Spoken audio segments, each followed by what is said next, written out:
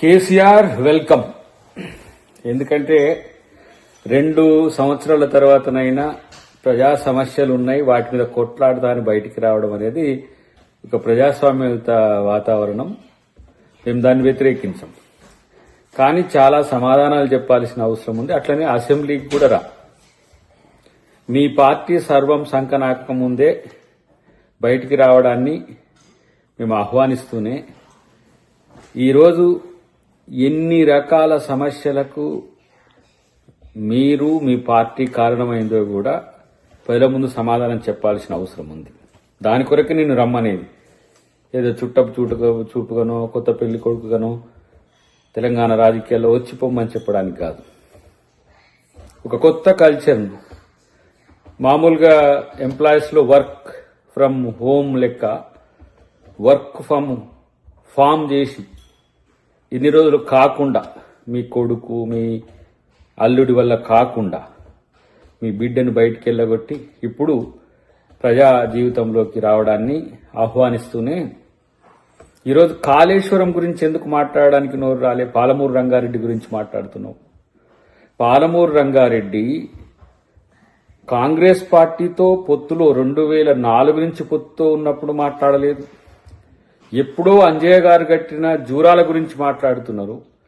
మీరు 2014 నుంచి 2023 వరకు అధికారంలో ఉన్నప్పుడు కనీసం కాలువలైనా ఎందుకు తవ్వలేకపోయింది?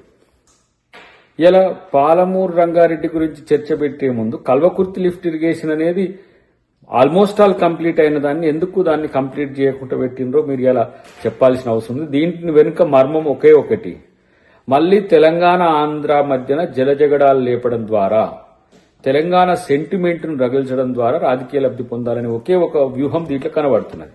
ఇది సామాన్యులకు కూడా తెలుస్తుంది.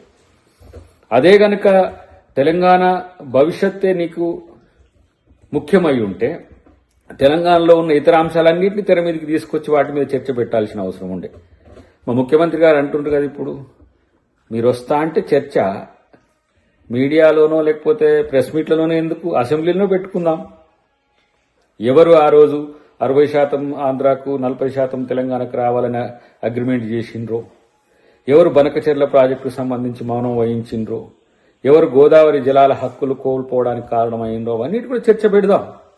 కాబట్టి ఏదో బయటకు వచ్చినాం కదా, మనం మాట్లాడిందంతా కూడా నిజమని నమ్మే పరిస్థితి ప్రజల్లో ఉంటుందని మీరు అనుకుంటే మీ భ్రమనే. ఇలా తెలంగాణను సర్వం నాశనం చేసిన తర్వాత, నీ పార్టీ సర్వం నాశనం అయిన తర్వాత పూర్తి స్థాయిలో ఆ పార్టీని కాపాడుకోవాలంటే నువ్వు రాకపోతే తప్పదని తెలిసినాక, మేమందరం అన్నాక, ఈ మధ్యనే నేను కూడా చెప్పిన, నీ పార్టీ నువ్వు వస్తే బయటకు వస్తే కాపాడుకోవడానికి అవకాశం ఉంటుంది తప్పితే ఆ పార్టీని ఎవడు కాపాడలేడని చెప్పినాక వచ్చిన పరిస్థితి. కాబట్టి we are welcoming. At the same time ఒక ప్రజాస్వామ్యయుత వాతావరణంలో ప్రతిపక్ష నాయకునిగా నీ పాత్రను సమర్థవంతంగా పోషించడానికి ప్రయత్నం చేస్తే మంచిదని చెప్పి తెలియజేస్తుంది.